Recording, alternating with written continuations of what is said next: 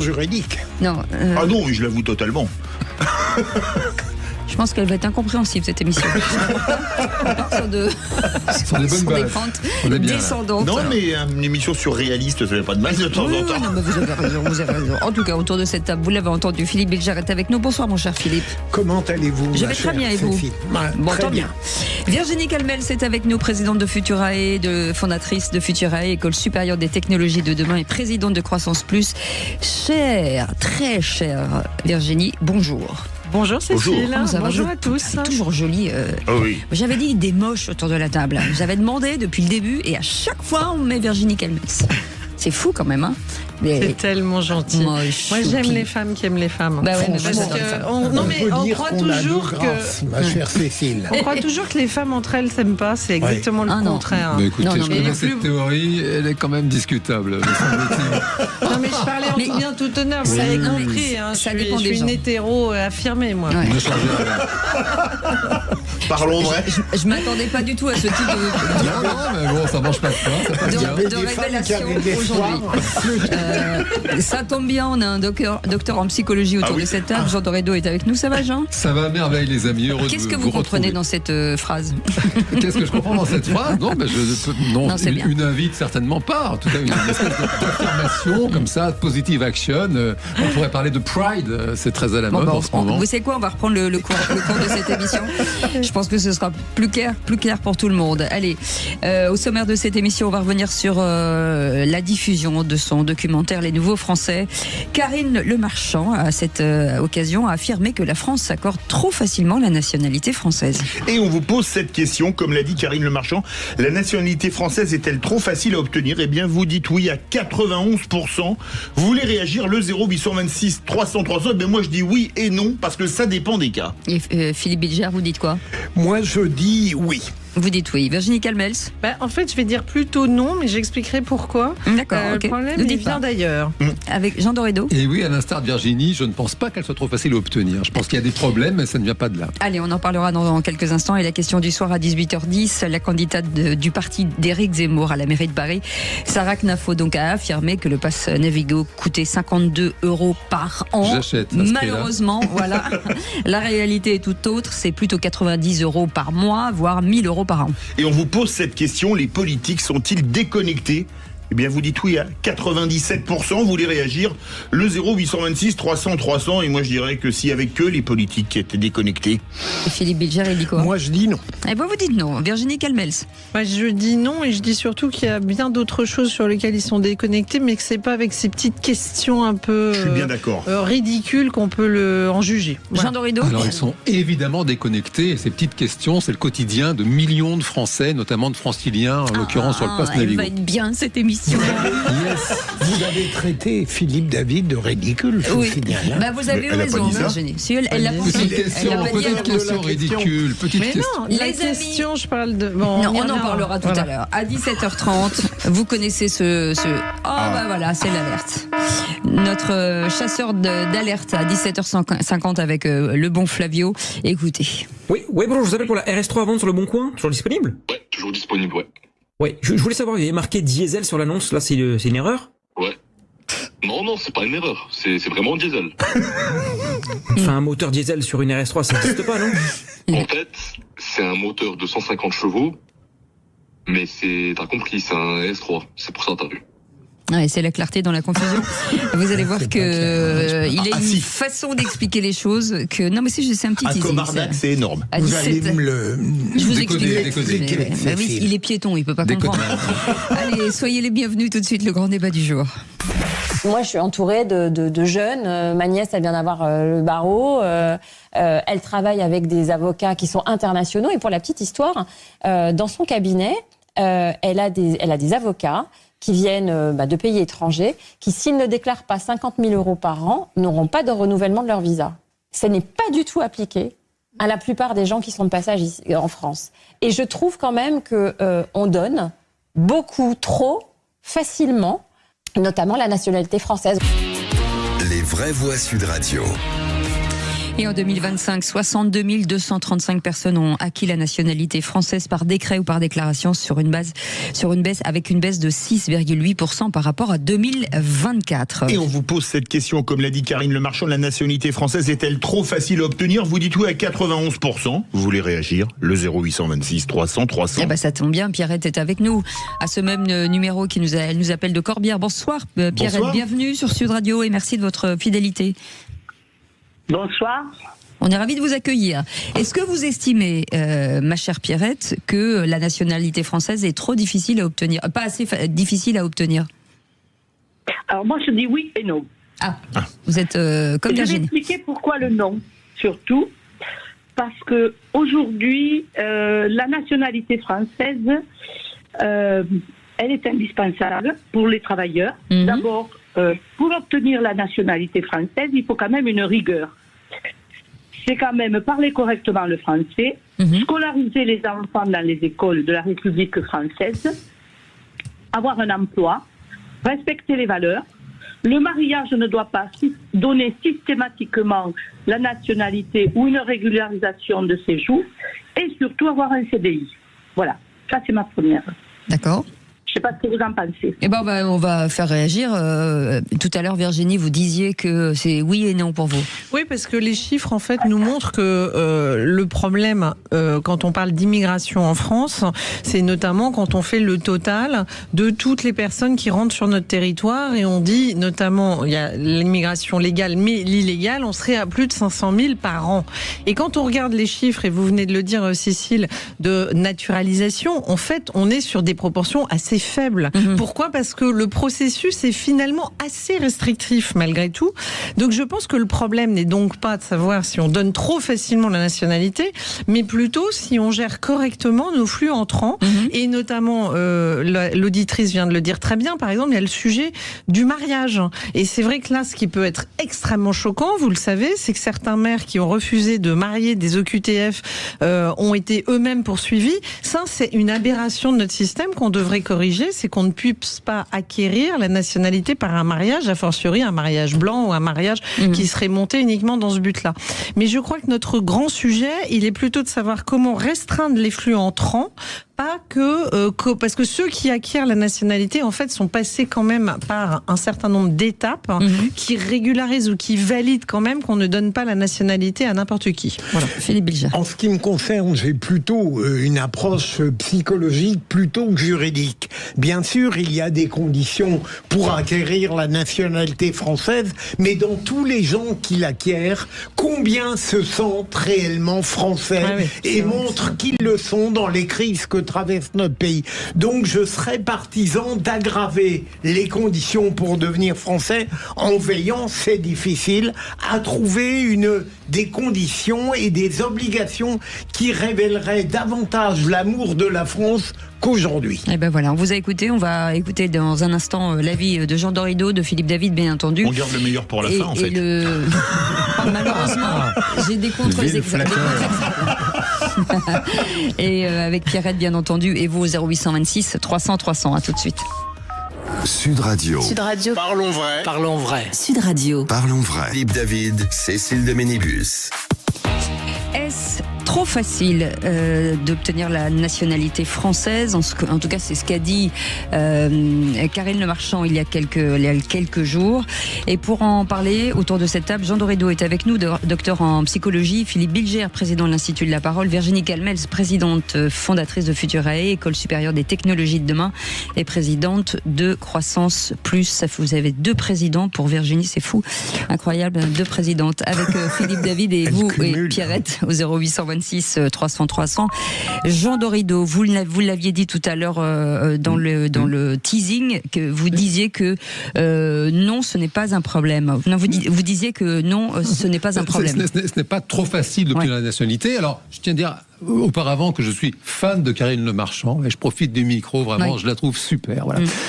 On n'est pas d'accord. Elle dit la même chose de vous, je crois. Si seulement vous pouviez dire vrai.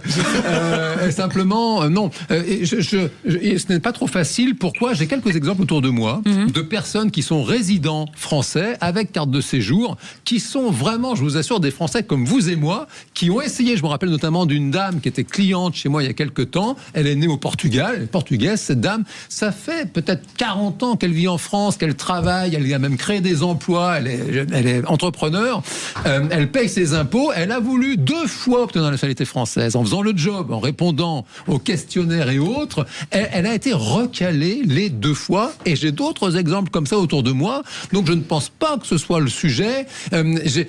Pour vous dire, en moyenne, elle serait méritante. En tout cas, elle mériterait. En tout cas, c'est une dame qui est française. Vous l'écoutez, elle parle un français parfait. Je pense qu'elle connaît mieux l'histoire de France que je ne la connais moi-même.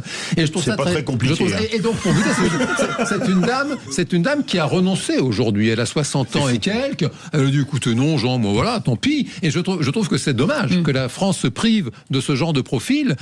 Pour vous dire, il faut en moyenne 14 ans, quand vous êtes né à l'étranger, donc y compris pays de l'UE, il faut en moyenne 14 ans de vie en France avant d'être naturalisé. Donc je rejoins volontiers Philippe Bilger, a priori comme ça, sur l'existence de ces fameux Français de papier qui sont, ça n'est pas satisfaisant. On a des personnes qui ont été mécaniquement françaises et qui vomissent sur notre pays. Maintenant, dire que c'est trop facile d'obtenir la nationalité, je pense que c'est une erreur. Alors, moi je crois qu'il y a 2 choses. C'est vrai que vous parlez de votre amie portugaise. Moi je connais une personne qui est née en Tunisie, qui s'est fait naturaliser française, ça a été la croix et la bannière. En revanche, on peut être français par accident sans le savoir, et je vais prendre un exemple, là c'est le passionné de football qui parle, vous allez voir. Il y a quelques années, il y a un jeune joueur argentin qui joue à River Plate, qui met un doublé contre Boca Junior, et puis on se rend compte que son père, qu'il est né en France, parce que son père a joué 1 an ou 2 à Brest. Il s'appelle Gonzalo Higuaín. Et donc Raymond Domenech l'appelle pour venir jouer en équipe de France. Son père a joué 1 an ou 2 en France, il n'a plus jamais remis les pieds en France, il ne parle pas un mot de français, mais il peut jouer en équipe de France parce qu'il a la nationalité française. Alors qu'il ne parle pas un mot de français. Mais il est né en France ou pas ? Il est né en France. Ah voilà. Il est né en France. Donc son père, mais il n'est pas resté.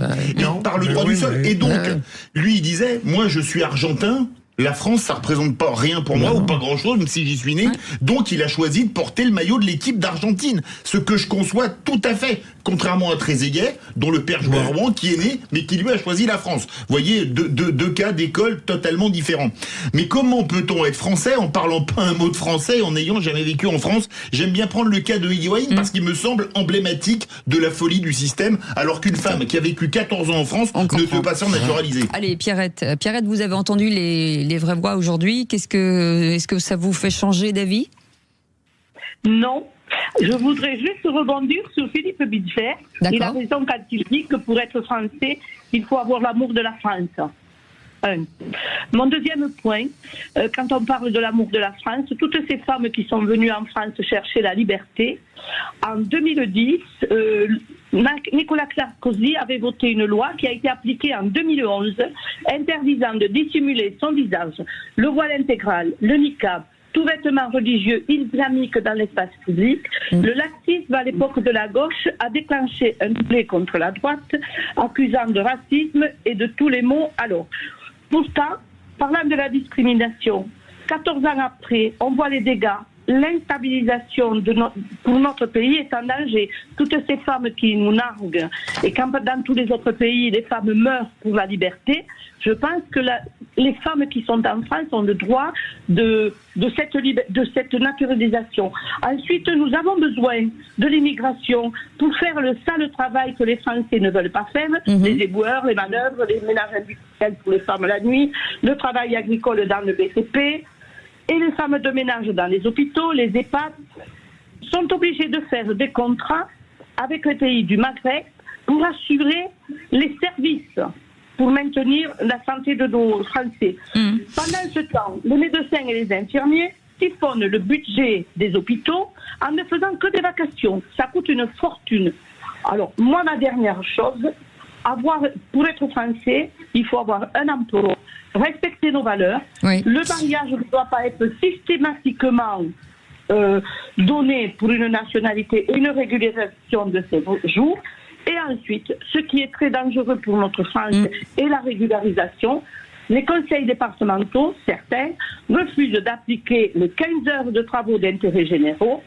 On ne peut pas continuer à verser des aides aux profiteurs du système français qui viennent travailler, manger sur le dos des Français et les pauvres immigrés qui travaillent Pierrette, pour eux. Voilà. Dites-moi, Pierrette, vous vous présentez aux élections présidentielles ou comment ça se passe? Est-ce que c'est un programme ce que vous faites là, ce que vous proposez? Alors, je ne fais pas de programme. Oui.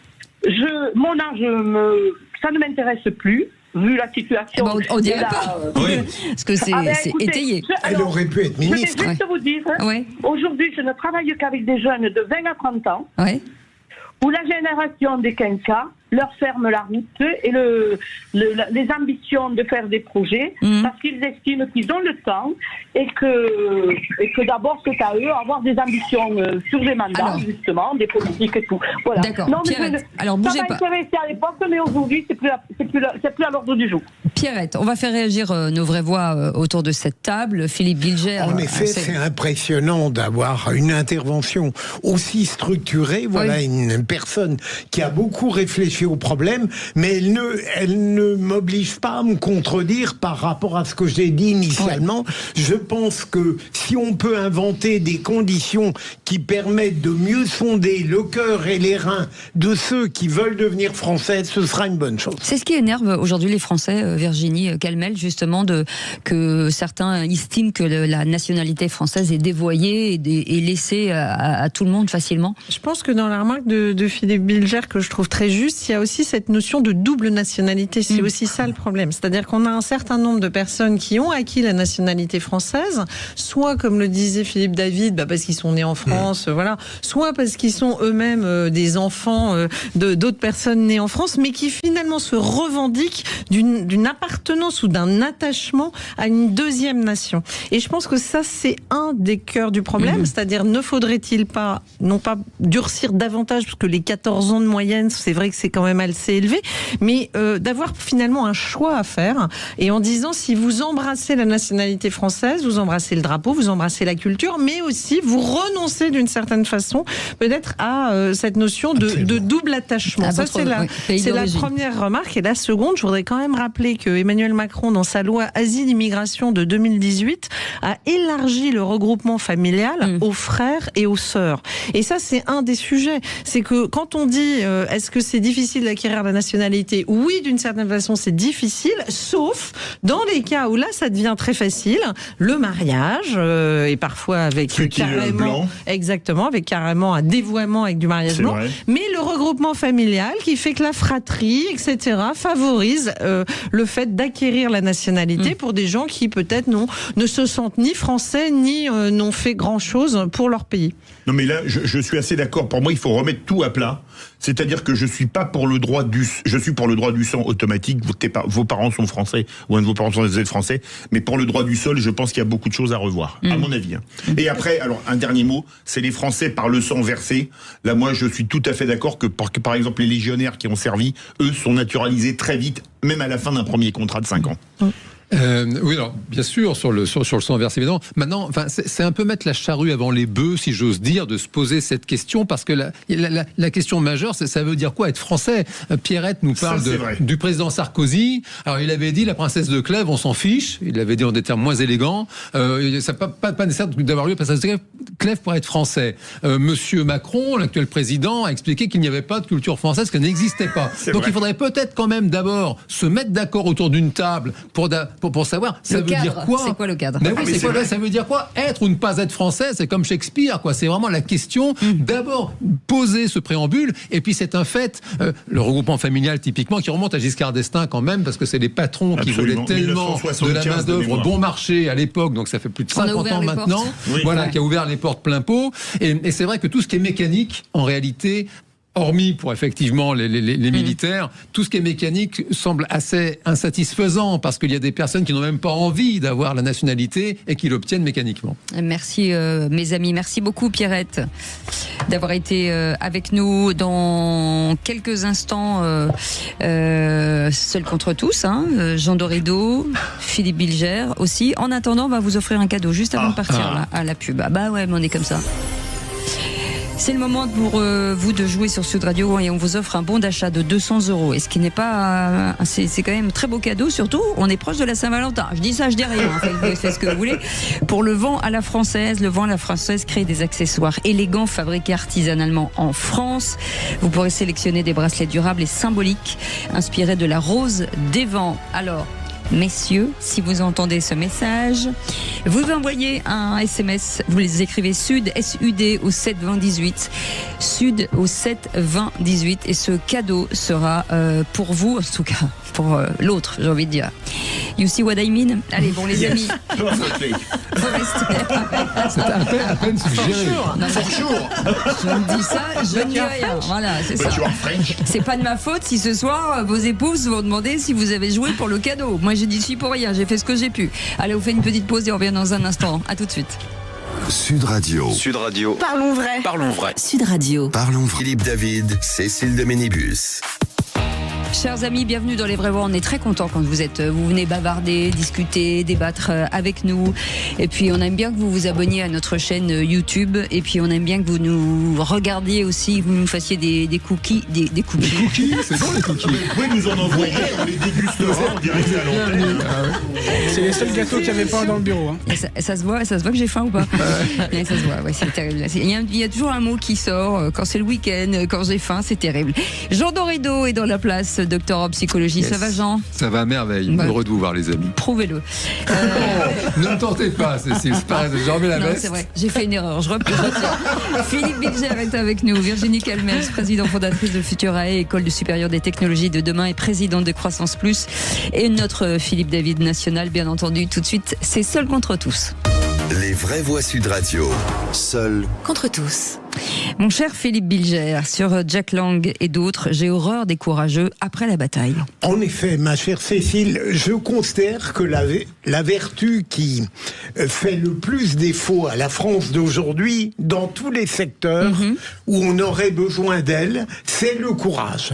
Je connais très peu de gens courageux dans mon environnement et dans la vie, que ce soit dans le domaine politique, artistique, culturel.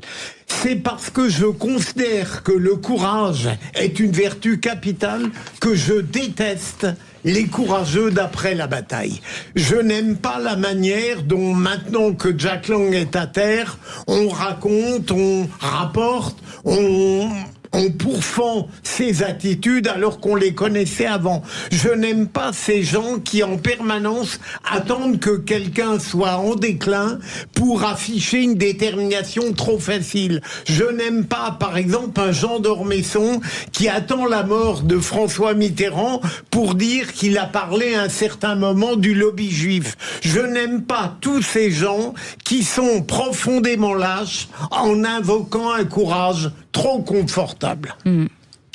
Alors, je dirais que sur le courage, cher Philippe, il faut fréquenter davantage les femmes, hein, parce que franchement, l'expérience prouve que les femmes sont plus courageuses que les hommes, et plus je vieillis, plus je m'en rends compte, et je n'étais pas féministe, je le dis, je trouve que le courage, je rejoins totalement ce qu'a dit Philippe, n'est pas une vertu très partagée, mais elle est quand même assez féminine. Et je rejoins aussi ce qu'a dit Philippe sur le fait qu'il y a ce côté facile, en fait, d'attaquer des gens quand ils sont à terre. Pour autant, sur Jack Lang, franchement, Philippe, la réalité, c'est que beaucoup de gens savaient et que beaucoup de gens se sont tus, mais que aujourd'hui, je pense que beaucoup de gens sont quand même contents qu'il y ait un peu de justice. Et du coup, il faudrait pas, dans votre argumentaire qui viserait à dire que finalement ce serait trop facile aujourd'hui de lui tirer dessus alors qu'il est à terre, passer sur des choses qui sont inadmissible, gravissime, et ce que je trouve que ça interroge quand même un petit landerneau qui se tient et qui dérange. Je pense que les Français, eux, ne sont pas dupes, se rendent compte de ça, et si les élites veulent encore avoir un peu de respectabilité, il serait bon qu'elles sortent de cet entre-soi mortifère où on a protégé des gens qui ne méritent pas moralement d'avoir été protégés. Et donc aujourd'hui, moi je vais pas pleurer sur Jack Lang, qui enfin on apprend, et puis alors là on en apprend toutes les heures, hein, les 500 000 euros de costume chez Smalto, quand on se rappelle ce que François Fillon a vécu dans sa campagne présidentielle, franchement, selon que vous soyez puissant ou misérable, avec Monsieur Lang, vraiment là, moi je ne pleure pas sur son sort. Il y a une omerta, ça c'est sûr. D'abord sur le courage des femmes, vraiment, je vous rejoins Virginie. Pour rappel quand même, à l'époque où l'affreux Olivier Duhamel pour draguer, hein, était pardon, c'est vrai, je voudrais pas en faire des caisses, mais c'est très sérieux.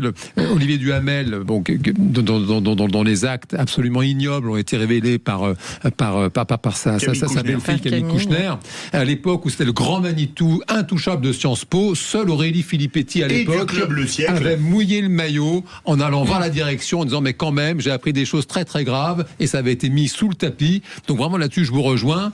Quant à le non moins affreux Jack Lang, là, pardon, c'est vraiment. Je rejoins aussi Virginie. C'est quand même un type qui d'abord n'est pas sympathique du tout, qui a toujours fait preuve d'un élitisme, même dans son secteur. Mais là, on est hors sujet. Soi-disant. On parle des gens autour. Non, alors pardon, merci Cécile, vous avez raison. Pour répondre à Philippe, c'est très triste. C'est le psychologue qui le dit. La nature humaine, fort avec les faibles, faible avec les forts. C'est l'histoire de l'humanité. Toutes les royautés, tous les États ont vécu comme ça. Et donc, quand vous êtes un sale type ou une fille non recommandable, vous avez intérêt à être costaud, parce qu'à la moindre faiblesse, tout le monde vous tombe dessus, ça c'est sûr. Je voudrais dire une chose, moi je suis pas d'accord avec Philippe Bilger. Je n'ai jamais dit, je crois, de ma vie une fois du bien de Jack Lang. Mais ne changez rien. Non mais je vais pas lui taper dessus. Non mais attendez, vous permettez que je termine mon propos. Mais mais quand on voit, moi j'ai lu toutes les factures qu'il a laissées au Festival de Cannes, que personne n'en a parlé. Là, on apprend... Et les traiteurs, il était en bisbille avec un traiteur libanais. Les traiteurs avec l'Institut du monde arabe. On continue. On continue. Smalto, les costumes. Et le pire, ce qui, à mon avis, aurait dû le disqualifier définitivement, c'est la signature de la pétition contre la pénalisation de la pédophilie dans le monde en 1977. Pour moi, les gens qui ont signé cette pétition étaient indignes de continuer à s'exprimer et à passer dans les médias. Ça va empêcher à Daniel Cohn-Bendit d'être tous les dimanches soirs sur LCI pendant des années. Parce qu'on leur a permis d'y aller et de continuer tranquillement. Et c'est ça le scandale. C'est qu'il fallait pas les lyncher a posteriori. La pétition, il fallait les dégager avant. Largement dénoncé à l'époque. Mais c'est pas beaucoup d'effets. Ah bah non, parce que Jack Lang était au-dessus de toutes les polémiques qu'il acclamait. Ouais. Faites gaffe parce que moi je suis intouchable aussi. Hein. Je vous parle de ça comme ça, vous faites comme vous voulez. Non, vous êtes intouchable, quel dommage. Non, oui, oh, Philippe. Et après on dit que c'est moi qui drague. Mais quelle injustice. Mais quelle injustice. J'allais dire la même chose, c'est pareil. C'est français. Jean Dorido, vous allez pouvoir parler puisque c'est votre tour. Non, les enfants et les adolescents d'aujourd'hui ne sont pas violents, plus violents que ceux des années 50. Oui, c'est un sujet qui me touche particulièrement. Je suis souvent sollicité pour commenter cette violence inouïe que l'on voit commise par des mineurs.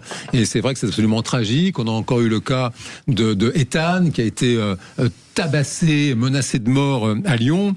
Et j'entends une espèce de rengaine comme ça qui s'installe notamment au niveau de nombreux de vos confrères, comme quoi les jeunes d'aujourd'hui seraient plus violents que les jeunes des années 50, par exemple, ce qui impliquerait forcément de changer la loi, notamment l'ordonnance de 45 sur la justice des mineurs. Et je pense que c'est une grave erreur, puisque la violence, elle est inhérente à l'être humain. Nous sommes des mammifères, des homo sapiens. Nous avons le statut dans la nature de proie et aussi de prédateur. Donc il y a une violence nécessaire en chacune et en chacun de nous qui a été sélectionnée, je dirais, par des millions d'années de sélection darwinienne.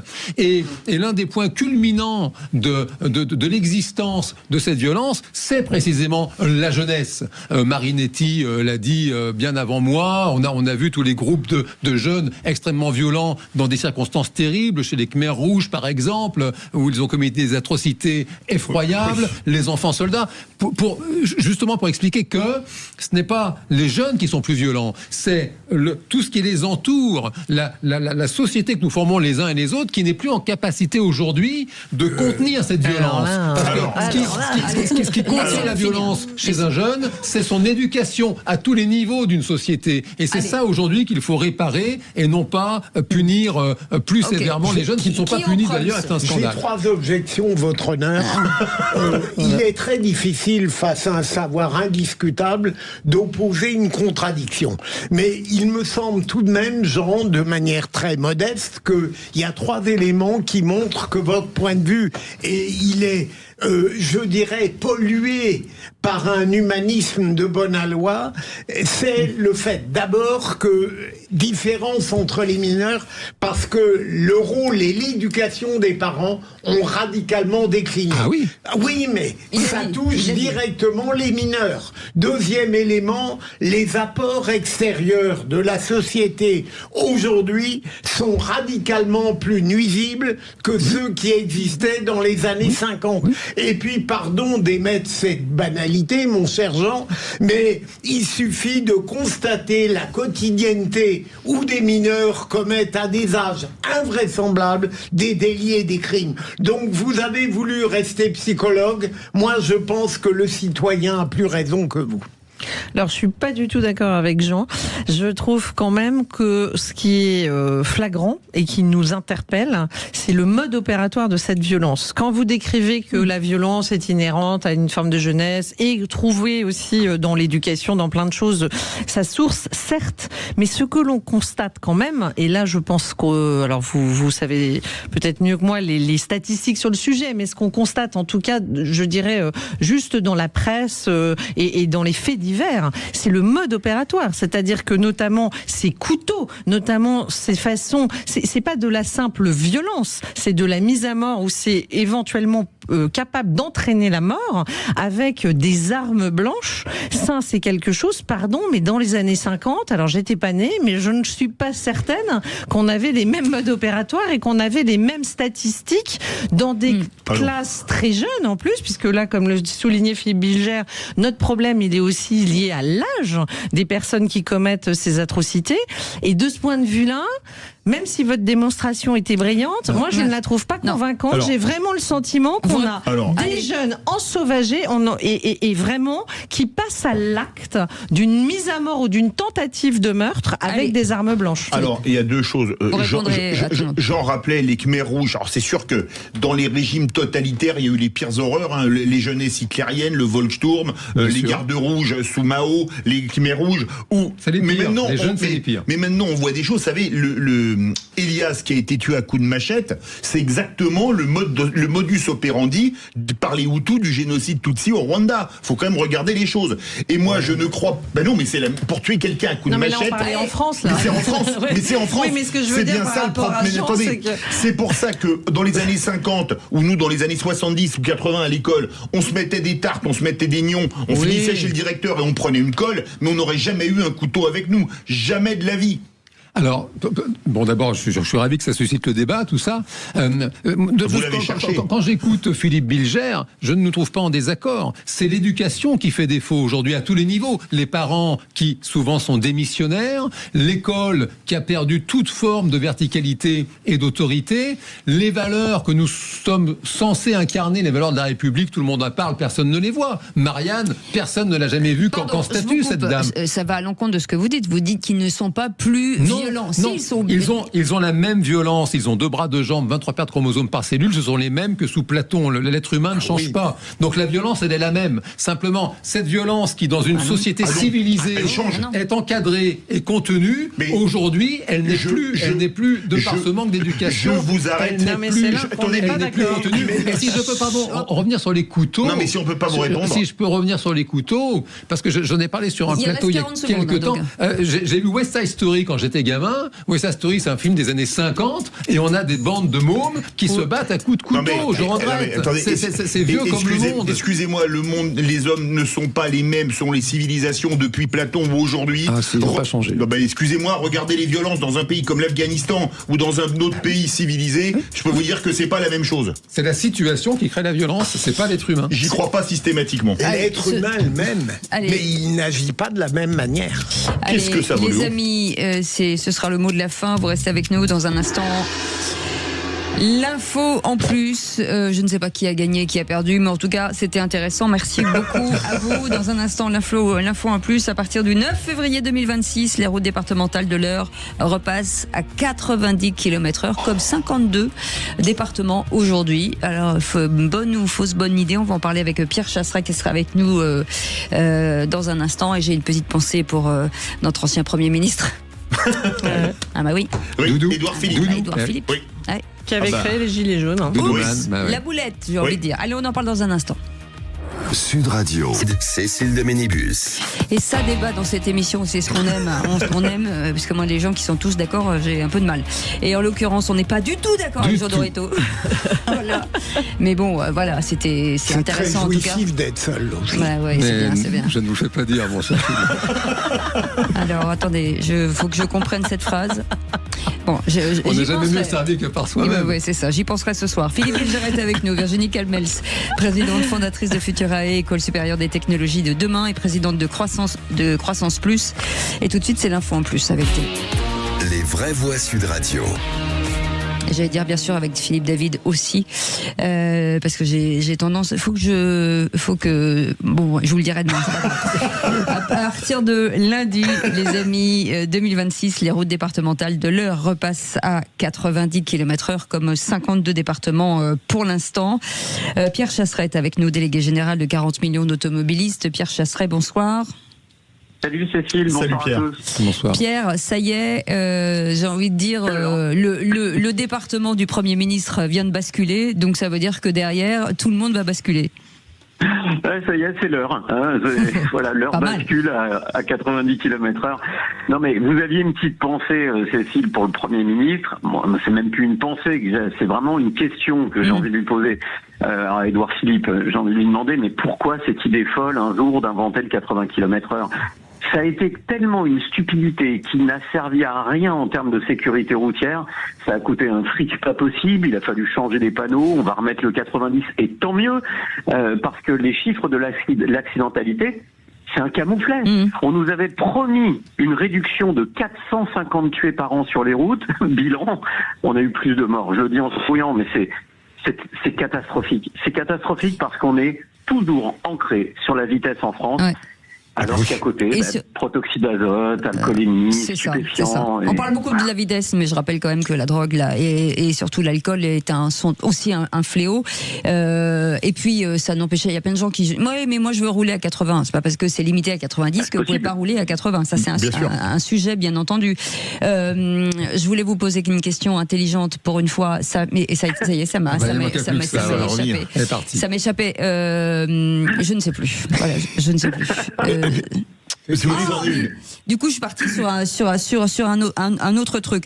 Ça veut dire que la France entière va basculer de l'autre côté, c'est-à-dire que maintenant ce sera toujours 90 km/h partout. Ou ça veut dire qu'il y a des départements aujourd'hui qui refuseront de toute façon de faire le changement parce que ça coûte en plus assez cher. Alors c'est très politique. Hein. On a quelques départements ancrés à gauche qui, eux, ne veulent pas revenir à 90 km/h pour des raisons purement politiques, de dogmatisme anti-voiture, mais les départements tombent les uns après les autres et on a un retour à 90 km/h. Vous savez, ce qui est vraiment stupidissime en France, Cécile, c'est que nos routes départementales repassent à 90 et pendant ce temps-là, les routes nationales, les grandes routes nationales, elles restent toujours à 80 parce qu'on n'a toujours pas un ministre de l'Intérieur courageux qui veut les replacer à 90 km/h. Allez, un petit clin d'œil là en direct à notre Premier ministre et puis à notre ministre de l'Intérieur en leur disant voilà, c'est peut-être le moment d'oublier ce 80 qui était une bêtise. Il faut sauver un petit peu la face. Je pense que Édouard Philippe avait pas dans l'intention d'embêter les Français. Il a vraiment voulu essayer. Ça n'a pas fonctionné, je propose qu'on revienne en arrière et puis on lui en voudra pas. Mais c'était quand même une décision extrêmement radicale, c'est-à-dire que ça n'est pas passé par la voie de l'Assemblée nationale, ça a été un décret, ça n'a pas été compris, c'est ce qui a, rappelons quand même que cette mesure, c'est ce qui, avec le prix de l'essence, a cristallisé et créé les gilets jaunes. Totalement. C'est la première mesure. Je vais même aller plus loin. C'est la première mesure du gouvernement Macron, d'Emmanuel Macron président. C'est la première mesure forte qui pour les Français. ça commence là. Le 80 km/h a été vraiment un révélateur de politique, c'est-à-dire qu'on décidait, on prenait les Français pour des enfants, on leur imposait de rouler en dessous de 80 km/h. Et je rappelle à tous ceux qui disent, moi je trouve que rouler à 80 c'est bien. Mais pour ça, il faut une limitation à 90, parce que si vous limitez à 80 et que vous roulez à 80, vous avez toutes les chances un jour de passer à 83 et d'être fâché. Mais quand est-ce qu'on va revenir partout à 90 ? Moi, il y a 2-3 ans, j'ai traversé la France de la Mayenne jusqu'au Var. Ah oui. Et alors, on traverse un département, c'est 90. Ah ben celui d'après, c'est 80. Alors, comme moi, je veux pas me faire flasher, je mets le régulateur. Mais on sait jamais, quand on change de département, à quelle vitesse on est. Quand est-ce qu'on va réharmoniser tout ça ?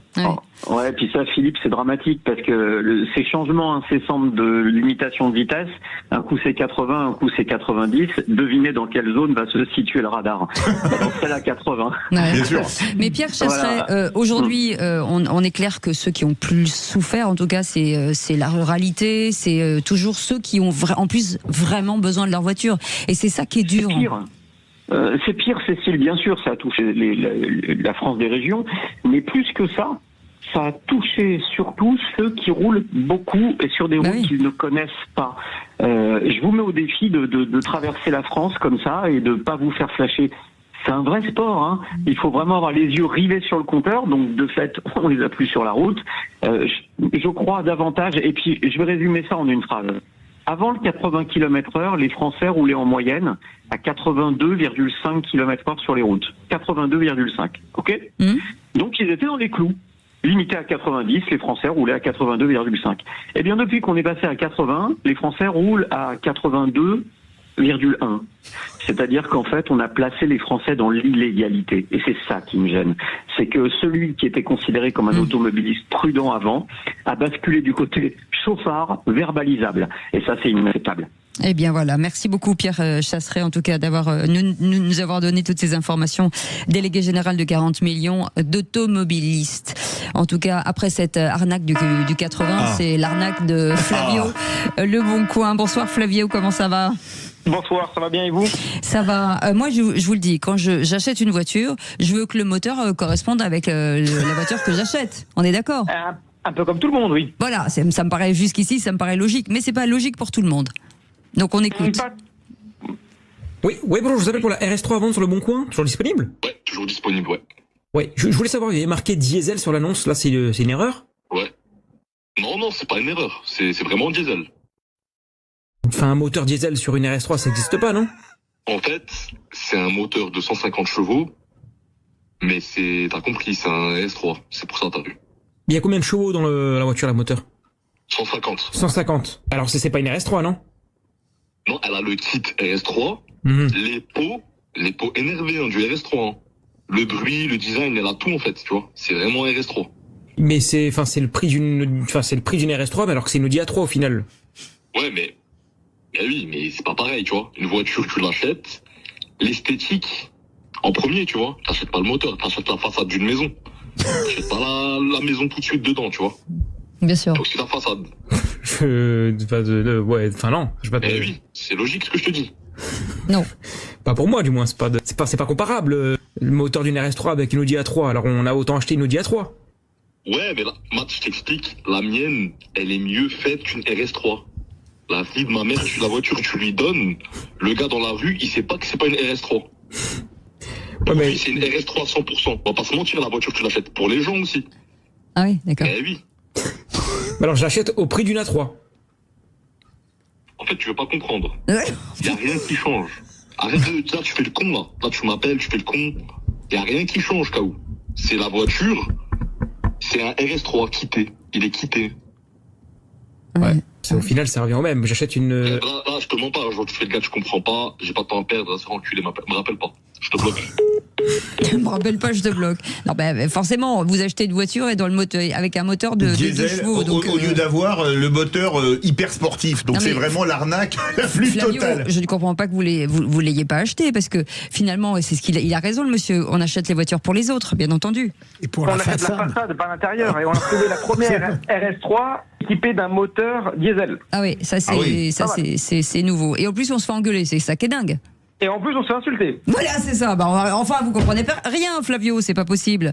Vous achetez une voiture qui est une très belle voiture avec un moteur de 2 chevaux. Mais sinon, tout va bien. C'est clair. Au prix de la voiture qui bien sûr, quand même. Sinon, ça n'a aucun intérêt. En tout cas, c'est à retrouver sur l'Instagram de Le Bon Flavio. Et comme on dit tous les jours, mon cher Flavio. Vivement demain. Voilà, vivement demain. Allez, on vous embrasse, on fait une petite pause et on revient dans un instant avec le coup de gueule de Philippe David. Philippe David. Je pense que Kylian Mbappé ferait bien d'un peu moins parler par moment. Oui. Je vois. En tout cas, de garder pour lui surtout. Oui. Allez, on en parle dans un instant. Soyez les bienvenus. Sud Radio. Sud Radio. Parlons vrai. Parlons vrai. Sud Radio. Parlons vrai. Et ce plateau aujourd'hui pour être avec vous jusqu'à 19h avec Philippe Bilger qui est avec nous. Ça va, mon Philippe? En pleine forme. Vous êtes heureux. Le lundi et puis... Il rayonne. Il rayonne. C'est fou. Jean Dorédo est avec nous, docteur en psychologie. Et si vous voulez arrêter de fumer, vous l'appelez bien entendu. Merci de le rappeler, ça fait plaisir. C'est important de le dire. Vrai. Virginie Calmels, présidente fondatrice de Futura, École supérieure des technologies de demain. Si vous ne savez pas quoi faire de vos enfants, il y a de très bonnes idées à trouver dans cette école. Et présidente de Croissance Plus avec Philippe David, bien entendu. Et tout de suite, justement, c'est Philippe David. Les vraies voix Sud Radio. Le coup de gueule de Philippe David. Comme d'habitude, je vais remettre le clocher au milieu du village, un village qui s'appelle Valence. Non pas Valence en France, mais Valence en Espagne, Valencia en version originale. Pourquoi Valence? Parce que les propos qui ont été tenus hier au stade Mestalla, à l'endroit du 4e arbitre de la rencontre FC Valence-Real Madrid par une star du football, m'ont laissé pantois. Les propos que vous venez d'entendre ont été tenus par Kylian Mbappé au 4e arbitre du match. Le premier, le qualifiant, je cite, de tête de bite au bord du terrain n'étant pas audible, on ne l'a pas passé. Le second, que vous venez d'entendre, où il dit à son coéquipier Eduardo Camavinga que c'est trop des bouffons les arbitres frères ayant été tenus dans le couloir des vestiaires. En français, pour ne pas prendre un carton rouge direct si l'arbitre avait compris. Des propos inacceptables, surtout pour un match de championnat gagné 2-0 par les Madrilènes. Bref, un match qui ne restera en aucun cas comme un match essentiel dans la carrière de Mbappé. Mais avec de tels comportements, comment aller expliquer aux jeunes des clubs amateurs qu'ils doivent respecter l'arbitre, les adversaires et les dirigeants de l'équipe adverse? Il suffit d'écouter le grand matin de Sud Radio de Patrick Roger aujourd'hui, au cours duquel ont été relatées des violences extrêmes après un match de futsal en banlieue lyonnaise pour comprendre qu'il y a vraiment du pain sur la planche. Si l'exemplarité doit venir d'en haut en politique, elle doit venir d'en haut également dans le sport, dans l'entreprise, dans la culture. Comment peut-on vriller à ce point dans un match banal avec des propos qui pourraient lui valoir et devraient lui valoir une lourde sanction? Tête de bite, c'est trop des bouffons les arbitres frères, des propos à mettre en parallèle avec ceux de Michel Platini, capitaine des Bleus, après la défaite contre la RFA en 1982 à Séville, dans le match qui est peut-être le plus grand match de l'histoire, où l'arbitre nous avait vraiment volé. On écoute ceci. Je suis assez fataliste, je prends bien la défaite, mais comme ça s'est passé, non, là je suis vraiment écœuré et je souhaite de tout cœur que les Italiens gagnent en finale. D'habitude je suis le plus fort, mais là je souhaite qu'ils vont gagner, à moins qu'ils aient M. Trouvert. Inutile de dire que les temps ont bien changé, le football aussi, c'était vraiment mieux avant. Ça fait longtemps qu'on sait que le talent exceptionnel de Mbappé ne s'accorde pas avec une personnalité, une psychologie très discutable. Et donc, vous en donnez encore un exemple. Quand je pense, je n'irai pas chercher Platini, mais par exemple, l'attitude en permanence, partout exemplaire, d'Antoine Dupont, eh bien... mais c'est du rugby. On sait bien que le football est un sport de gentleman joué par des voyous. Et le rugby, c'est l'inverse. Je pense même à Antoine Dupont partout, quoi, pas seulement sur le terrain. Un homme exemplaire. Donc Mbappé a un problème d'éducation, peut-être. Alors. Moi, ce qui m'a vraiment choqué avec Mbappé, c'était le petit ange au sujet de Naël. Ah oui. Et objectivement, là, pardon Philippe, mais je me sens un peu moins touchée, même si c'est pas bien d'insulter un arbitre, etc. Ah, on est bien d'accord. Mais voilà, ça me paraît beaucoup plus anecdotique que certaines positions qu'il a pu prendre. On est bien d'accord. À un moment où vraiment le pays s'est embrasé d'ailleurs à cause de tout ça, en essayant de faire croire que le policier était quelqu'un qui voulait délibérément tuer quelqu'un qui était en refus d'obtempérer. Je trouve que vraiment pour moi Mbappé, il est entaché durablement par cette phrase, plus que par ce petit moment d'humeur que je qualifierais de... Ouais. Moi d'ailleurs j'ai même pas entendu, mais un peu secondaire. Et je constate que quand... déjà, il a dit tête de bite. Et quand je constate que quand un jeune a été renversé, un jeune étudiant par un type sous protoxyde d'azote en refus d'obtempérer, il n'a pas parlé de petit ange parti trop tôt. Bien sûr. Je le constate. Après c'est peut-être un exemple qui est pas terrible pour les enfants qui jouent au foot et qui c'est sûr, si c'est validé par Mbappé, forcément on peut le dire. Heureusement, il n'est pas que ces bêtises-là, ces insultes-là. Non, mais en revanche, il les a dites en français, donc les arbitres n'ont pas compris. Mais à mon avis, à la diffusion de la vidéo, ça risque de lui coûter très cher quand il va passer, parce qu'il risque de passer en commission de discipline. Je plains celui qui va devoir leur traduire dans leur langue ce mot magique. C'est ça je ne sais pas comment dire en espagnol. Je peux vous le dire, mais je ne vous le dirai pas. On va pas. Vous en êtes, Philippe David, pour nous le faire en espagnol. Non. Cabeza. Non, pas cabeza. Testa des bitards. Non, mais déjà Testa, c'est l'italien, n'importe quoi. Vraiment polyglotte. Non, par contre, bouffon, c'est bouffonne. Non, alors là, c'est du sport italien. Non, c'est aussi l'Italie. C'est un goal, mais bouffonne. Oui, absolument. Comme la mozzarella. Absolument. Non, c'est des bouffala. Bufala. Mozzarella dit bouffala. On sait beaucoup, c'était juste pour faire avancer le débat. On dirait un poisson nommé Vanda. Vous avez mis dans mes pensées. C'est ça. J'adorais ce film. Tu sais, ça me donne envie de le voir de nouveau. Jamie Lee Curtis. Dans un instant, les amis, on va nommer un de nos auditeurs ou une de nos auditrices ministre, et pas des moindres, mais ministre ce soir des Transports. Et puis juste après, le qui c'est qui l'a dit, ça va vous détendre. Voilà, et vous entendrez, vous saurez exactement ce que veut dire tricher. On en parle dans un instant. Sud Radio. Sud Radio. Parlons vrai. Parlons vrai. Sud Radio. Parlons vrai. BCD aujourd'hui avec Philippe Bilger, président de l'Institut de la Parole, Virginie Calmels, présidente fondatrice de Futurae, École supérieure des technologies de demain et présidente de Croissance Plus, et Jean Dorido, docteur en psychologie, avec évidemment l'immense Cécile de Minibus. Oh, j'aimerais tellement être immense, mais malheureusement. Mais par le talent. Cécile, vous l'êtes par le talent, c'est vrai. Arrêtez. Si. Mais si, nous le disons tous, absolument. Allez-y. Flattez-moi. C'est pas une flatterie, c'est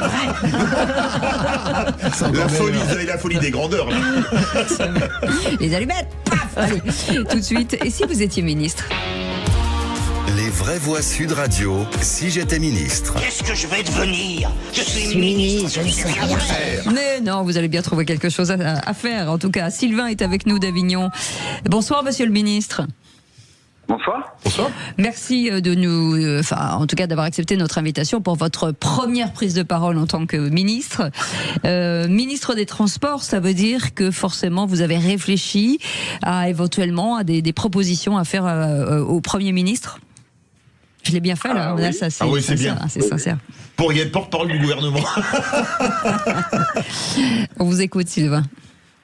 La première mesure que je mettrai en place, ce serait ce qu'on appelle les prix carbone, ou la taxe de séjour qui existe par exemple dans l'hôtellerie. Ouais. Ceci lié au fait que la France est positionnée en Europe comme un axe de transit majeur, sur lequel nous avons des véhicules de type lourd qui empruntent nos routes, nos structures et utilisent tous nos axes sans forcément participer à l'économie du pays. Donc pour moi, la taxe carbone, un peu comme il se fait en Belgique ou en Suisse, permettrait de dégager quelques milliards pour l'investissement et il permettrait aussi de remettre une régulation au niveau commercial entre les entités européennes. Ah non, mais moi je suis assez d'accord, même. Sachant que les produits sont taxés, les produits, il y a une taxe carbone sur les produits qui viennent en France. Mais pas systématiquement, je crois. Alors je sais pas si elle a été mise en place ou pas, mais c'est vrai que quand on voit que nous on nous enquiquine si on a une vignette critère 3 pour pas rentrer dans les villes, mais que on fait venir de l'agneau de Nouvelle-Zélande par container frigorifique entier qui font 20 000 km et qui consomment, alors là, un carburant, une énergie de dingue. Là, moi, la taxe carbone aux frontières, je suis pour, mais moi, je vais même plus loin que monsieur le ministre. Moi, je suis pour la TVA sociale aussi.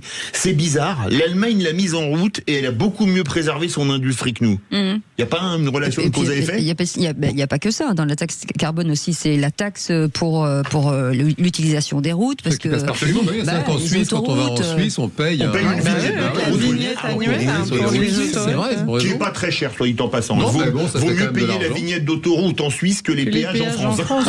Mais l'un n'empêche pas l'autre, hélas. C'est pas exclusif, c'est le problème. Proposition, Virginie Calmels, de Monsieur le Ministre, ça vous paraît cohérent? Oui, je pense que malheureusement il y a tellement d'autres sujets, mais celui-là est un sujet important aussi. Donc il est ministre des Transports. C'est intéressant qu'il ait mis ça en avant. Philippe Bilger? Non, mais moi j'ai une veine drôlatique aujourd'hui. Je suis pas sérieux. Je pensais au transport amoureux. Je recycle comme Philippe David. Et c'est les entrées que j'ai beaucoup faites. Et deuxièmement, je pensais à Carbone et Spirito, bien sûr. C'est le printemps qui arrive, ça se sent, Philippe. Monsieur le ministre qui a eu une seule mesure claire et nette, impeccable. Non, mais moi je voudrais redire une chose à monsieur le ministre. Il y a une chose qui se fait notamment en Suisse et qui est très bien et qu'il faudrait mettre en place en France. Mais moi on me dit clairement, si on laisse les syndicats de la même manière à la SNCF, ils peuvent te paralyser le pays en 24 heures, c'est le ferroutage. Les camions sont mis sur des trains. Ça fait 1000 ans qu'on en parle. Mais c'est des gens qui sont dans ce milieu qui me disent, Philippe, c'est inavouable. Mais si tu laisses le pouvoir à la CGT et à Sudrail de bloquer le transport, ça ne peut pas marcher. Donc il faudrait passer massivement au ferroutage, parce qu'en plus le ferroutage c'est hyper propre comme on fait l'électricité nucléaire. Vous mettez les camions sur le train, ils ne consomment pas 1 gramme de CO2 entre Nice et Paris ou Nice et Brest, si vous voulez un cas encore plus extrême, ou Nice et Dunkerque, et c'est génial. Et vous polluez beaucoup moins, vous n'émettez pas de CO2, il y a moins d'accidents, mais tout est mieux. La SNCF sera certainement un peu plus riche. Oui, c'est ça. Et moi, pour avoir beaucoup roulé en Suisse à l'époque, ce qui est génial sur les autoroutes suisses, parce que déjà, elles sont parfaites, et surtout, il y a très peu de camions. Mais regardez, donc, quand on va en vacances, d'avoir les voitures sur le train, c'était génial. C'était génial. Le train auto, c'était génial. Et maintenant, le pire, vous pouvez payer ça une fortune, et c'est dans un camion. On met votre caisse dans un camion. Ça fait du carbone encore pire. Il aurait pu aussi parler des cyclistes, parce que pour le ministre des Transports, je pense qu'il y a un vrai sujet. Vous avez une proposition, monsieur le ministre, pour les vélos? Pas de régime sans sel, déjà, pour commencer. Pour les vélos. Pas du tout, là. Pas du tout. Il faudrait que vous y réfléchissiez, parce que c'est vrai que c'est un carnage quand même. Ah oui, là, ça devient n'importe quoi, c'est très dangereux. Il me semble que tout le monde devrait être casqué, à mon avis, avec un petit gilet, comme les motards. Moi, je suis pour la plaque minéralogique, comme ça. La plaque minéralogique pour pouvoir constater quand ils passent au feu rouge, et surtout, ils font n'importe quoi. Le même code de la route que les voitures, voilà. Vous en pensez quoi, monsieur le ministre? Je suis d'accord, mais le sujet le plus important, et pour l'avoir vécu ce matin, c'est surtout les trottinettes à l'heure actuelle qui sont vraiment très dangereuses sur la route. Ah, c'est sûr, moi je vois plein de petits. On parle des vélos, mais je pense que la trottinette est l'un des enjeux majeurs actuellement. Dans mon village en Normandie, il y a des gamins en trottinette à 14 ans qui roulent pleine balle sur la route. Ils n'ont pas de casque, et un jour il va y avoir un drame, c'est certain, ça c'est sûr. Merci beaucoup, monsieur le ministre. Merci à vous. Merci. Bonne soirée. Et bonne soirée, vous restez avec nous. Et tout de suite, qui c'est qui l'a dit? Les vraies voix Sud Radio, le quiz de l'actu. Le ferroutage est souhaitable, on ne le fera pas. Chaque fois que je dis qui c'est qui l'a dit, j'entendais Mais oui. Enfin, ça serait l'enthousiasme. Ça se trouve, les gens dans leur voiture font la même chose. Enfin, ils vont se prendre une tôle. Est forte, ça ne m'étonne pas. Allez les amis, qui c'est qui l'a dit? L'excuse de minorité pose question et interpelle. C'est le gars dont on a parlé tout à l'heure. C'est pas Gabriel Attal, non? Non. On en a parlé tout à l'heure. Bonne réponse. Vous la donnez à qui? Le ministre de l'Intérieur. C'est celui dont on a parlé tout à l'heure. Celui dont on a parlé tout à l'heure. Il y a 15 jours, on a parlé aussi. Ça peut marcher sur pas mal de questions. Ne parlez pas tous en même temps, s'il vous plaît, on ne vous entend pas. Et le pire, c'est que c'est Philippe Bilger qui qualifie les autres de truands. Ça, c'est quand même le record. Qui c'est qui l'a dit? Je le prends comme une insulte qu'on me dise que je suis d'extrême droite. Knafo. Bonne réponse de Virginie Calmes. Là, tout à coup, tac. Là, c'est clair. C'est clair. Virginie. Qui c'est qui l'a dit? L'insécurité touche tous les domaines. Elle est dans les maisons, les assiettes, dans l'emploi, dans la rue. Mais le tout répressif dans les quartiers, ça ne marche pas. Emmanuel Bompard. Non. Gage. Non. Coquerel. Non. Mais c'est le même parti. Non. Que Coquerel. Coquerel. C'est le même Mélenchon. parti. Ah non, elle a quitté. Ah bah non. Bonne Clémentine Autain. Elle est plus, c'est vrai, elle est plus insoumise, elle est à l'après, exact. Vous n'êtes pas arrogante, franchement. Et c'était ce matin sur Sud Radio. Qui c'est qui l'a dit, Philippe? Qui c'est qui l'a dit? En moins d'un an de contrôle, on a trouvé 525 couteaux dans des cartables d'élèves. Ça pourrait être Geffray. Bonne réponse. Ah bah là, il l'a dit. Édouard Geffray, ministre de l'Éducation nationale. Qui c'est qui l'a dit? L'affaire Epstein concerne surtout les États-Unis d'Amérique. Jacques Lang. Non. Non, une ministre. Non. Pas ministre. Bardella. Il l'a été, mais il l'est plus. Il l'aime plus. Il n'a pas été longtemps. Non. Ah non, je crois pas. Mais vous visez trop bas, allez plus haut. Macron. Oui. Bonne réponse de Melville Bilger. Tu es gentil. Vous êtes gentil. Qui c'est qui? Ah, c'est à vous, Philippe. Qui c'est qui l'a dit? Alors là, c'est une citation d'un homme politique, mais qui a un petit peu de temps, mais que j'ai trouvé très drôle. La télévision est aux hommes politiques ce que la scène est aux acteurs de Général théâtre. de Gaulle. Non. Oh non, plus récent. Plus récent. Plus récent. Beaucoup plus récent. Et moins connu. Et moins connu. Enfin, très connu quand même. Giscard d'Estaing. Santini. Non, il n'a pas été chef de parti, il a été député, il a été maire, et il a été, on peut le dire, un journaliste très connu. C'est pas ma mère. Bonne réponse. Non, tu as dit Noël. J'ai dit Noël, ma mère. Non, tu as dit Noël. Là, on peut demander peut-être à notre réalisateur. Attention. Ça, c'est dégoûtant. J'ai dit Noël, ma mère, mais c'est incroyable. Oui, moi, je l'ai pas entendu. Ah bah moi, j'ai pas entendu. On n'a pas entendu ma mère.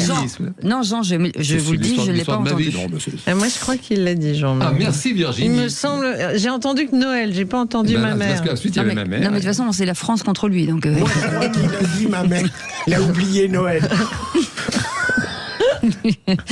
Allez, qui c'est qui l'a dit? Un chef est fait pour cheffer. Béani. Non. Oh non, c'est plus ancien. Retailleau. Un personnage illustre de l'histoire de France. De Gaulle. Non. Chef et péché Eh ben non, pour il l'a repris à un autre grand militaire. Un grand... Foch. Non. Gamelin. Plus récent. Oh non, Gamelin, grand militaire, on évitera. Il a commandé le 6e et le 3e RPI-Bas. Très connu pour ses phrases. Bonne réponse de Jean Dorido. C'est valable, Jean. Bravo. Là, c'est net. Là, c'est net. C'est propre, c'est net. Qui c'est qui l'a dit? Les limites des capacités humaines sont celles qu'elles sont. Pardon? On n'a pas Les entendu. limites des capacités humaines sont celles qu'elles sont ce qu'elles sont. Mais là, j'irai bien aux toilettes. Alors un homme de médias qui n'est plus de ce monde, hyper connu, hyper populaire. Philippe Bouvard. Non, dans le football. Dans le football. Mais il est plus de ce monde, il est toujours vivant, Bouvard. Il est vivant. Gilardi. Mais non. Dans le football. Un homme dans le football, évidemment. Thierry Roland. Bonne réponse de Virginie. Bravo, elle est douée, elle s'intéresse au foot. Thierry Roland, c'est mythique dans le football. Qui c'est qui l'a dit? On ne dit pas juif, vous avez l'air, mais vous avez l'air juif. Oui. Si je vous dis con, vous avez l'air, c'est pas français, mais c'est juste. Bien sûr, Jean-Paul Belmondo. Magnifique. Qui c'est qui l'a dit? Alors ça tombe bien, parce que là, ça va rappeler une citation de Virginie en début d'émission. Si vous voulez des discours, demandez à un homme. Si vous voulez des actes, demandez à une femme. Marie-France Garot. Non. Formule Giroud. Non, pas française. Elle est pas, elle est de l'autre côté. Bonne réponse de Philippe Bilger. Bien sûr, Thatcher, bien sûr, elle a été première ministre. C'était une femme? Qui c'est qui l'a dit? Ah, il est 3h du matin à New York. Et oui, vous pouvez pas vivre comme tout le monde. Un film mythique, sorti en 1970. Ah bah j'aurais jamais 3h du matin à New York. C'est pas De Niro? Non, c'est un film français, ça se passe notamment entre New York et Paris. Avec les 3 légendes du football, du cinéma français. Avec du Ventura, par exemple. Oui. Ça se passe dans l'aventure, c'est l'aventure. Non. Le clan des Siciliens. Bonne réponse. Bien sûr. Ventura, Pardon. Pardon. Tu n'as pas donné le titre. Nous avons vérifié, malheureusement. Noël, ma mère, est pour Jean Dorédo. Il y a quand même un bon jeu sur cette terre. Je l'avais dit. Merci les amis. On fait une dernière. Qui c'est qui l'a dit? La politique est dégueulasse parce que les hommes qui la font la rendent dégueulasse. Un grand homme d'État français décédé il y a quelques années. Il a été ministre de l'Agriculture pas longtemps avant d'être Premier ministre. Chirac. Non. Bah non. Un de ses grands copains de Sciences Po et de l'ENA. Rocard. Bonne réponse de Jean Dorido, Michel Rocard. Il est rapide ce genre. Ouais, très rapide. Eh bien écoutez, c'est Jean Dorido, 6 points. Bravo. Qui a cumulé autant de points que Virginie Calmels et Philippe Bilger réunis. 3 et 3. Voilà, c'est ça. Bravo. Merci les amis, merci. Non, vraiment, là, j'aurais le succès modeste. Très bien, vous avez ajouté des questions. Oh, les applaudissements de faux cul, mais c'est pas possible. Oh, bah tiens, non, ils sont bien. Je sens la sincérité. Il y a beaucoup plus de questions. Toujours. Super. Allez les amis, vous restez avec nous dans un instant. La question du soir. Sarah Knafo qui a estimé le tarif du pass Navigo à 52 € par an, alors qu'il en coûte 91 par mois. Et on vous pose cette question, les politiques sont-ils déconnectés de la réalité? Eh bien vous dites oui à 95%, vous voulez réagir, le 0826 300 300, où vous serez connecté, non pas déconnecté, à Zach au standard. On en parle dans un instant, soyez les bienvenus, on est ensemble jusqu'à 19h. Sud Radio. Sud Radio. Parlons vrai. Parlons vrai. Sud Radio. Parlons vrai. Cette semaine, réveillez-vous avec Patrick Roger, Philippe David, Cécile de Ménibus. Et parce que Jean Dorido ne peut pas jouer, Philippe Bilger ne peut pas jouer, Virginie Calmels ne peut pas jouer, mais vous pouvez jouer à ce jeu incroyable qui va vous permettre peut-être en tout cas de rapporter ou de remporter un bon d'achat de 200 € pour le site Le Vent à la Française. Ce sont des accessoires élégants fabriqués artisanalement en France. Vous allez donc pouvoir sélectionner des bracelets durables à la symbolique forte inspirée de la rose des vents. N'hésitez pas à aller voir en tout cas sur leur site leventalafrançaise.com. Et on va vous offrir un bon d'achat de 200 €. C'est facile, vous envoyez un SMS SUD et puis vous l'envoyez au 7 20 18 7 20 18 et bien entendu vous serez j'espère tiré au sort tout de suite. C'est la question du soir. La politique, c'est du show business. Alors, d'abord, les moins riches, ils n'ont pas de voiture. Hein. C'est normal. Les pauvres, c'est fait pour être très pauvres et les riches, très riches. Alors ça, c'est très tordu, mais bougrement intelligent. Qu'est-ce que j'ai dit, une connerie? Premier effet dissuasif, vous êtes amené à choisir. Première étape, soit vous rentrez chez vous, soit c'est Saint-Pierre-et-Miquelon. Pas la France, c'est fini. Putain, il est fort ce con. Je vous en prie, restez concentrés. Il faut se préparer très jeune, enfin dès le départ, presque depuis la maternelle, à réfléchir à la façon dont on se projette dans une formation et dans un métier demain. C'est bien sympathique de Dolores, mais épargnez-moi vos analyses politiques. Si je vous demande le prix du pass Navigo mensuel à Paris. Annuel 52. Il y a des moments, j'ai vraiment l'impression que vous me prenez pour un imbécile. Hein. Les vraies voix Sud Radio.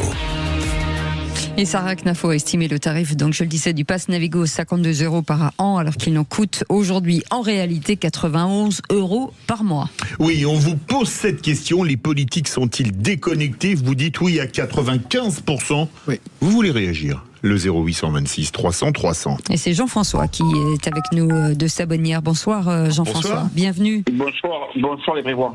Bonsoir Jean-François. Bienvenue Jean-François. Il vous semble, à vous en tout cas, totalement déconnectés? Mais complètement. C'est des gens qui sont dans leur monde, c'est souvent des énarques. C'est souvent des gens qui sont, alors, soit de gauche ou de droite. Le problème, c'est qu'ils ont la même éducation, entre guillemets. Voilà, la même logique, et de là on n'en sort pas. C'est des gens bien souvent qui n'ont jamais travaillé, ou très peu, et toujours très rarement dans le privé, et qui ils savent pas ce que c'est. Moi, j'étais dans l'agriculture, on dit, dernièrement, on a mis plus, on a pu. Voilà, quand on voit que c'est une ancienne professeure, moi je suis désolé, elle est loin de comprendre comment ça se déroule et comment ça se passe sur une exploitation agricole. Hein. Voilà. Et en plus de ça, on a notre souci, c'est que même quand des fois vous arrivez à leur expliquer, à leur faire comprendre, ils sont d'accord avec vous, mais quand ça passe par l'Élysée, et bien de suite, 2 jours après, ils sont plus d'accord.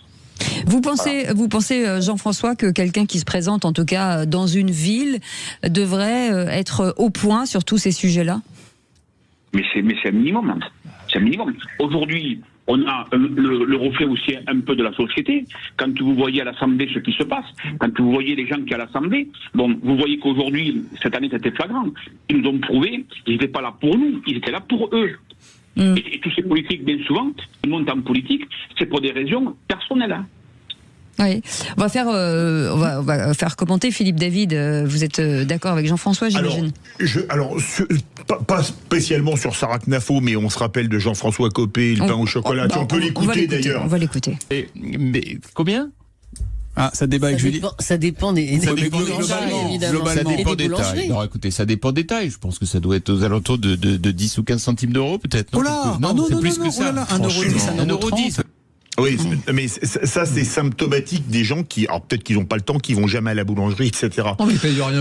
Alors moi je crois qu'il y a une chose qui prouve que les politiques sont déconnectés, c'est les lois débiles qu'ils votent. Beaucoup plus que le fait de ne pas savoir que le pass Navigo est à 90 € et pas à 52. Parce que quand vous faites des lois aussi débiles pour les agriculteurs qui leur interdisent d'utiliser des produits, mais qu'on importe avec des produits bien pires, ou que vous faites des lois ZAN qui interdisent à des entreprises de s'implanter alors qu'on a quand même 6 millions de chômeurs, je pourrais faire 10 lois comme ça idiotes. Là, ça prouve qu'ils sont déconnectés de la réalité. Ouais. Enfin, pardon sur Sarah Knafo, quand même, quand vous vous présentez alors ça, je suis bien d'accord. La ville de Paris, que vous n'avez même pas la moindre idée de ce que ça coûte un pass Navigo. Je sais, c'est Malraux, je crois, qui avait dit, on lui avait dit c'est quoi le gaullisme, et il avait dit le gaullisme, c'est le métro aux heures de pointe.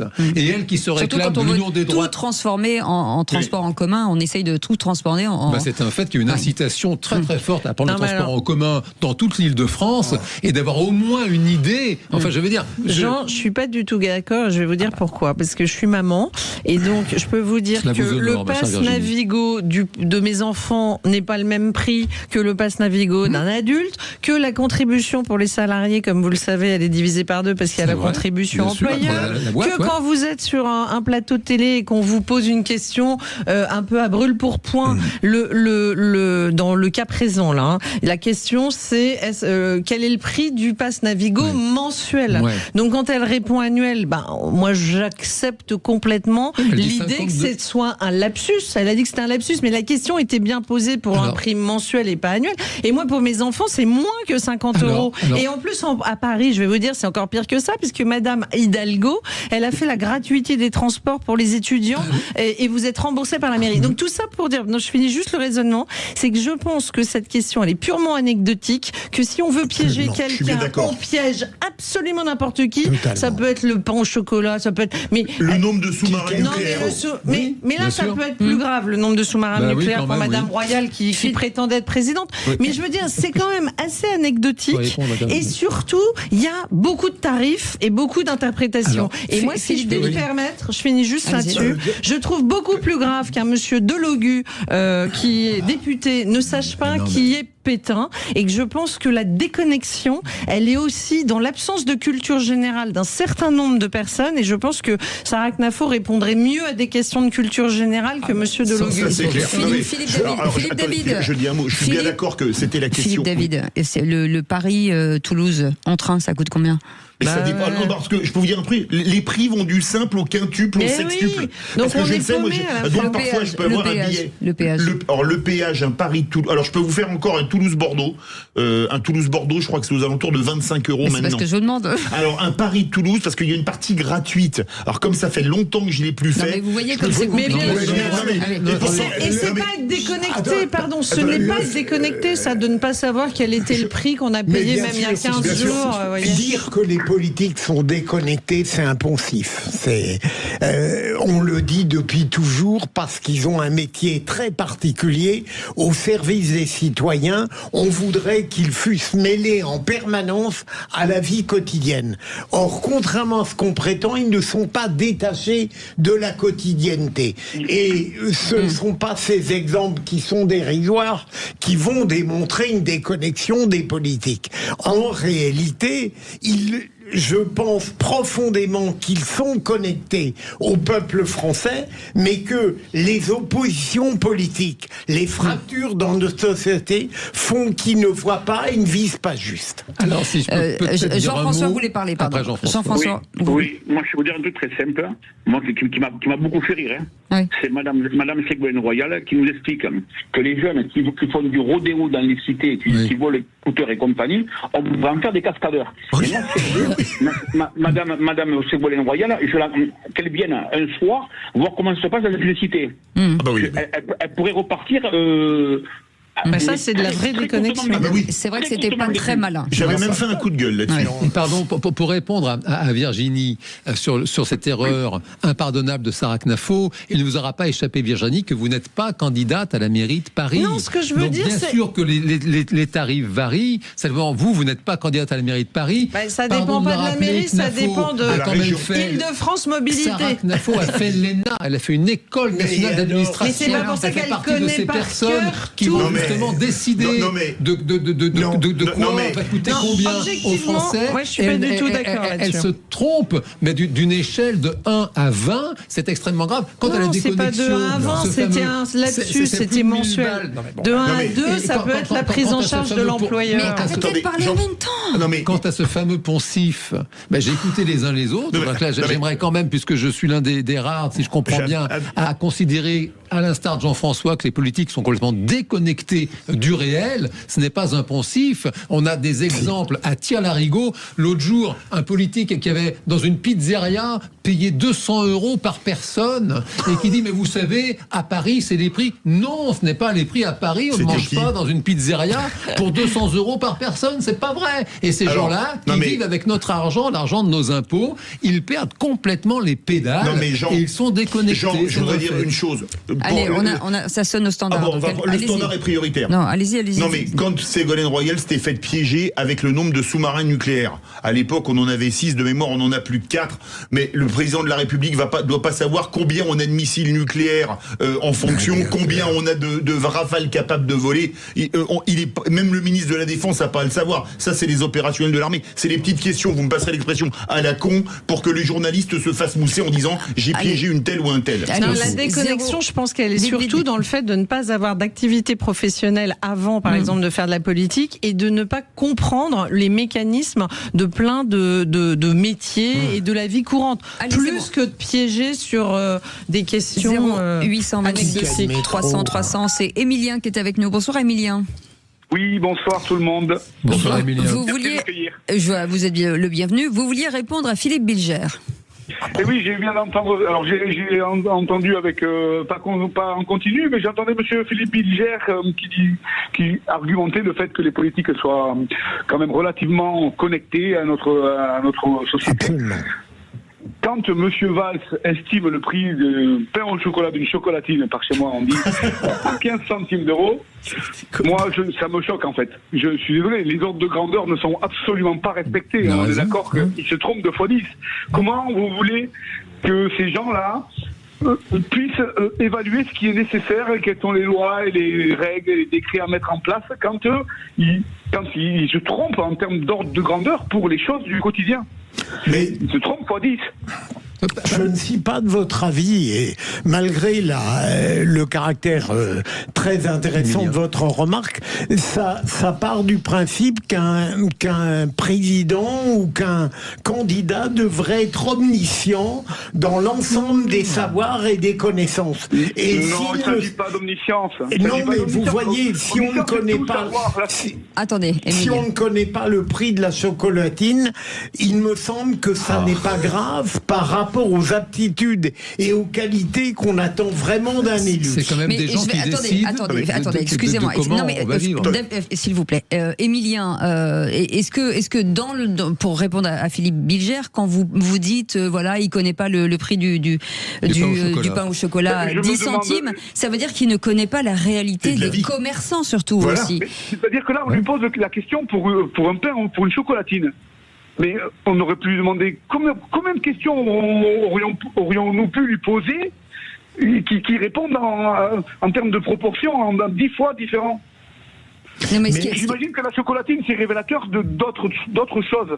Il ne faut pas se contenter de signifier la chose sur la chocolatine. C'est tellement révélateur pour moi que je tombe des nues.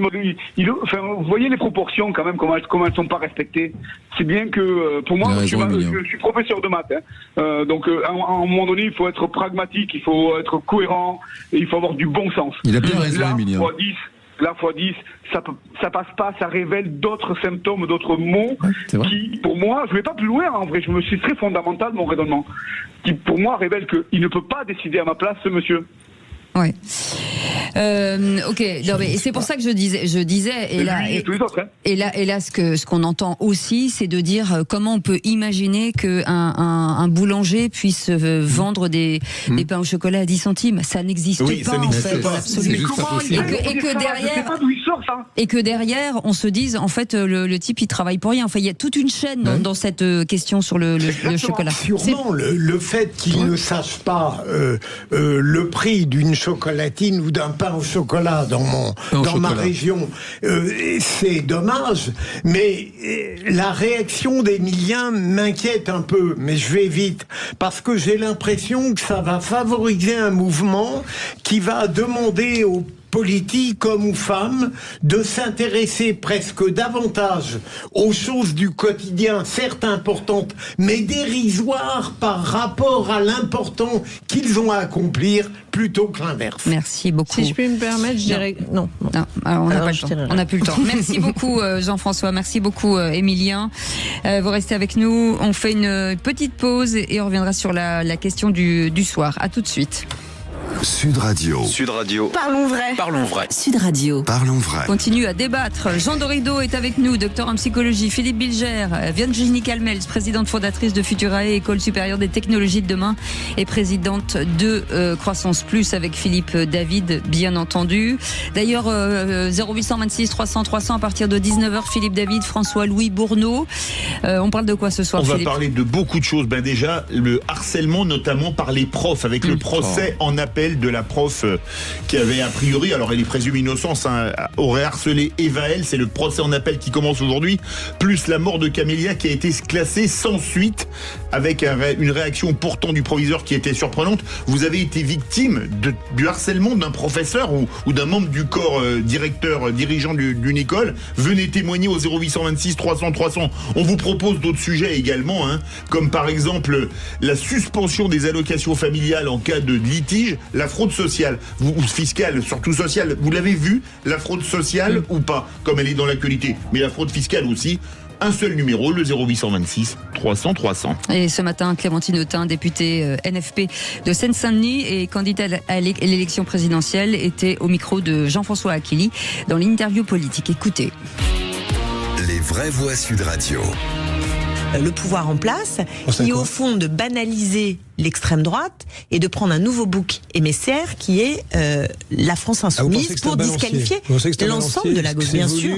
Bien sûr. Sébastien Lecornu, notamment. Mais c'est l'évidence, c'est un choix politique, absolument politique. Ce qui m'a beaucoup amusé, c'est de voir Olivier Faure, qui a beaucoup à se faire pardonner par LFI, venir à son secours en disant « Mais LFI n'est pas d'extrême gauche ». Et il a pris, c'est là où je me suis amusé, il a pris 2-3 idées, mais on peut radicalement les accoler mot pour mot à l'extrême droite aujourd'hui. Celle qu'on stigmatise en la qualifiant d'extrême droite. Donc Olivier Faure, d'une certaine manière, a donné des arguments à ses adversaires. Moi, j'en ai un peu ras-le-bol de la victimisation, l'extrême gauche, bouc émissaire, au secours. Je veux dire, c'est à mon avis assez déplacé quand on voit tout ce qui s'est passé dans ce parti, qui s'est mis tout seul en marge quand même de l'arc républicain. Et voilà, moi ça me choque que sans arrêt on veuille parler les victimiser, alors que de l'autre côté quand même la droite a été sans arrêt et depuis tout temps montré du doigt.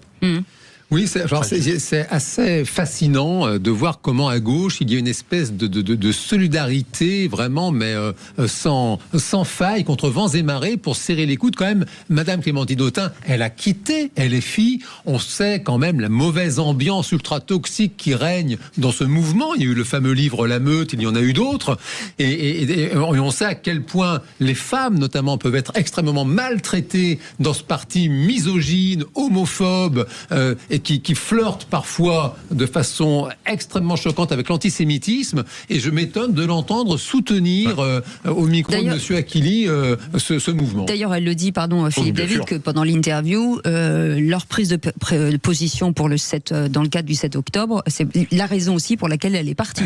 Et là, si on n'est pas en marge d'eux... Maintenant, je m'étonne qu'elle les soutienne. C'est vraiment, je comprends pas. Oui, alors moi, c'est surtout les indignations à géométrie variable. Parce que moi, ce qui m'amuse, c'est que pour certains, l'extrême droite commence littéralement chez les macronistes. Vous voyez ce que je veux dire? Donc ça fait vraiment 50 nuances d'extrême droite en France. Mais les mêmes qui n'ont jamais eu un mot, je le rappelle, le Parti communiste quand même a défendu la dictature du prolétariat dans son programme jusqu'au milieu des années 70. Budapest 56. Oui, la dictature, c'est pas républicain. Sur le prolétariat, comme disait un effet. Oui, la dictature, c'est pas l'arc républicain aux dernières nouvelles. Mais là, ça passe à crème. C'est que les indignations sont, comme toujours, à géométrie strictement variable. Et on ne peut pas soupçonner, en tout cas, Laurent Nunez d'être très à droite. C'est le moins qu'on puisse dire. Mais il a bien fait de maintenir l'étiquette de l'extrême gauche pour LFI.